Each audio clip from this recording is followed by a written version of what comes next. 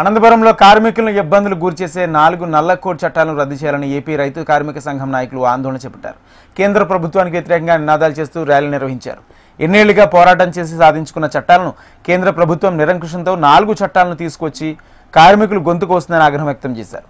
నల్ల చట్టాలను కేంద్ర ప్రభుత్వం ఉపసంహరించుకోవాలని, లేని పక్షంలో ఉద్యమాలు ఉధృతం చేస్తామని హెచ్చరించారు. దేశవ్యాప్తంగా సంయుక్త కిసాన్ మోర్చా ఆధ్వర్యంలో కార్మిక సంఘాలు, రైతు సంఘాలు ఆందోళన కార్యక్రమాలు నిర్వహిస్తూ ఉన్నాం.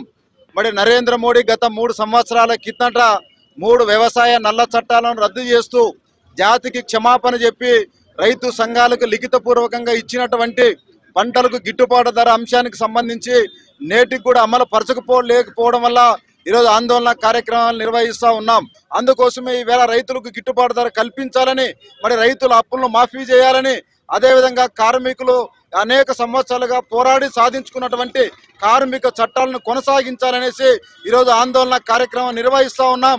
ఇప్పటికైనా నరేంద్ర మోడీ, చంద్రబాబు నాయుడు మరి యొక్క రైతు కార్మిక వ్యతిరేక విధానాలను వీడనాడి వాళ్ళని ఆదుకోవాలని ఇవాళ ఆంధ్రప్రదేశ్ రైతు సంఘాలకు సంఘం నుంచి మేము డిమాండ్ చేస్తూ ఉన్నాం.